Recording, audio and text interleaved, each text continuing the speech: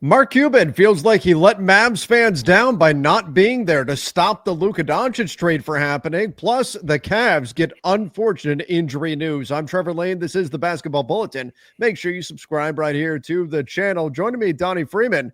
Donnie, injuries can take place anytime. We just got this breaking news. Max Strus, unfortunately, out for the Cavs. Even during the summer, guys can get hurt, unfortunately.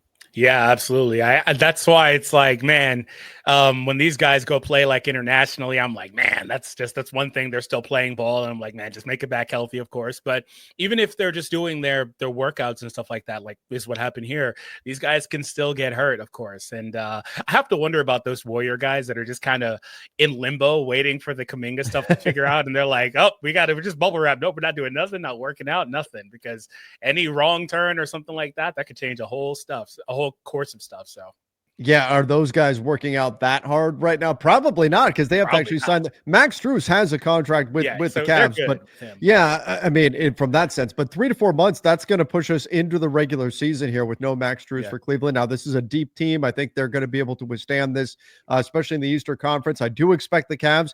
They would be my pick to finish at the top of the Eastern Conference, but still, unfortunate news for the Cavs. Max Strus will certainly have to heal up and try to bounce back. But again, does illustrate that point that even if you're not, because there have been a lot of fans out there saying, oh, I wish our guys weren't playing for our national team or for their national team right now, particularly in Eurobasket, just about to start up in a couple of days here.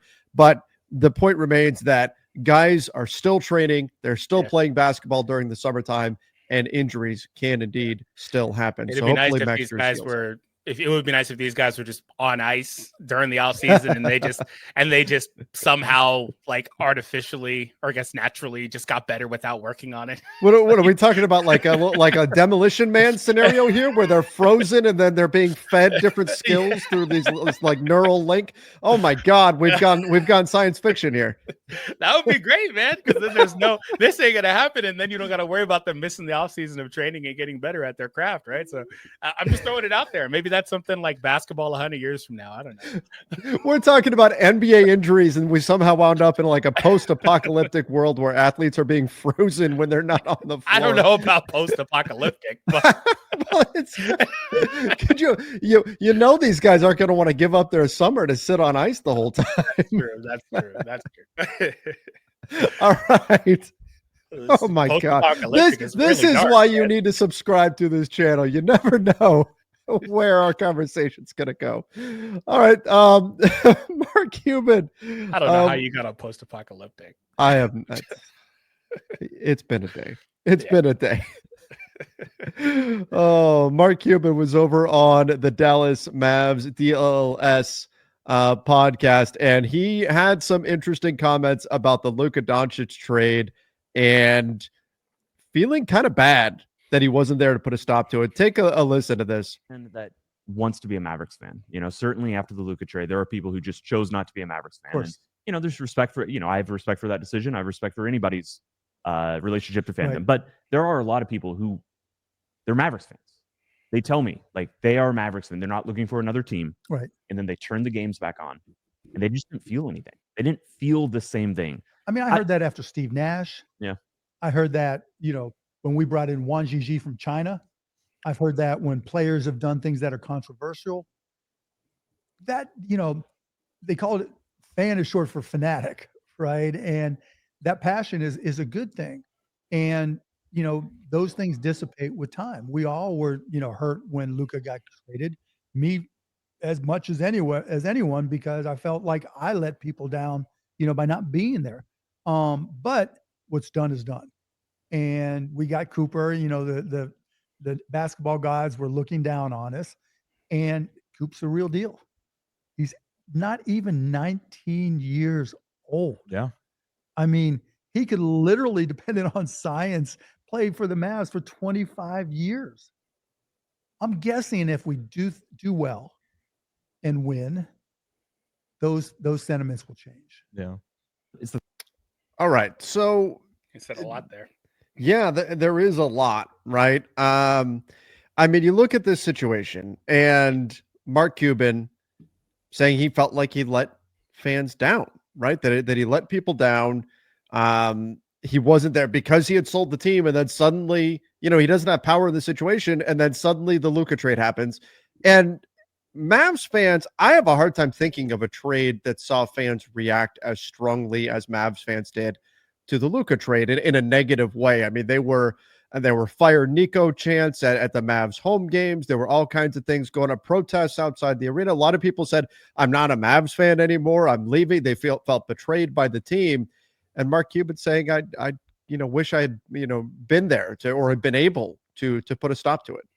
Yeah, I don't think it's a hot take at all to say that's probably the most controversial trade of all time. Like, even without knowing the entire history, just the way that all shook down, it's probably, if it's not, it's absolutely one of the most controversial trades. And, with Cuban, I mean, I get it from the perspective of he never wanted Luka to be traded. He would have never traded him if he was still in ownership, all that stuff. But ultimately, he isn't. He wasn't in ownership. He sold the team. He gave up the right to determine what they would do with the roster and all that other stuff. I mean, I was telling you that I was listening to Hoop Collective like a few days ago, and they were saying that he never actually even got it in writing that he would be, in power and remain around the team. And that's a really big deal. Like, if you don't actually get it in there, you just sell the team with a agreement, I guess, verbal, then the owner is going to do whatever they want to do. Like, you have to get that in writing. You have to retain enough to be able to sit in that role still, which is 15% or whatever. He didn't do that. So with that being the case, it wasn't really up to him what they did anymore, no matter how he felt about it. And he's gone on and said several times that, something similar to this effect where, he feels bad about it and all that. But I think what I saw a lot of was fans that were mad at him when he was saying these things like, yeah, but you shouldn't have sold the team.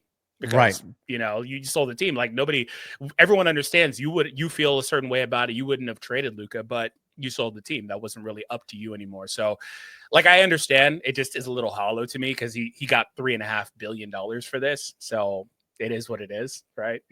He got, look at the Lakers went for 10 billion. Maybe Cuban should have held on a little bit more. He did say that he wished later on. By the way, it was a great podcast. That was Mark Stein that was sitting right there next to Cuban, who does, in case you guys haven't actually seen him before, he does the Substack that he's got. But he did say that he wished he had done the process. He said selling the team was the right decision. He felt like for his family, for where he's at, for all the reasons that he had in terms of his time commitment and all that sort of stuff, he felt like it was the right thing, but that he wished he had opened it up more to bidding. And based on franchise valuations now, he's probably not wrong. Like, could the Mavs have gone for even more? I mean, look at like Glenn Taylor with the Wolves.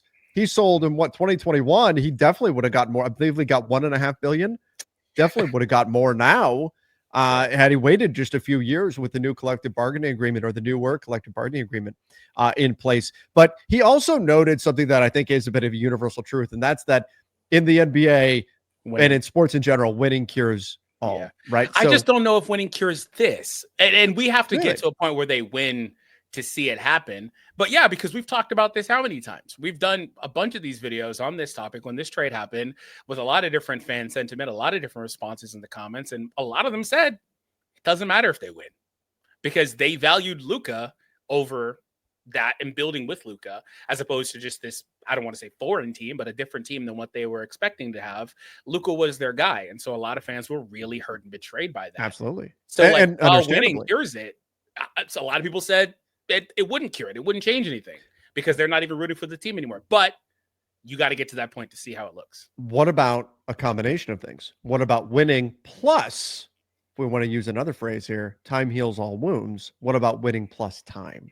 Yeah. As we get the farther away from the Luka trade that we get, the more you get into Cooper and all that, and Cooper Flag and all of that, like, do Mavs fans start coming back? Probably a little bit, but there's inevitably going to be the segment that just move on permanently and say that's it. You've burned the bridge with some of those guys, and that's understandable, right? That's not an uncommon thing that happens. But fans can be replaced with other fans, so maybe new people come in, and maybe some younger fans also grow up under this next iteration. with Cooper, right? And they are now fans for life. And then you know, 10, 12 years from now, they start getting their friends into it, and a little further, they get their kids into it like that. That's kind of where it is. Assuming that he stays around long enough and they win a couple of championships, who knows how the future looks for the next 15 years, right? He said 25. I don't know about 25, but at least the next 15 years. he's projecting that Cooper Flag is going to have a longer career than LeBron James. I don't know. I don't know. He said with science and all that, technically he could. Okay, technically, I guess, but I don't know. He's going to be part cyborg by the end of that career.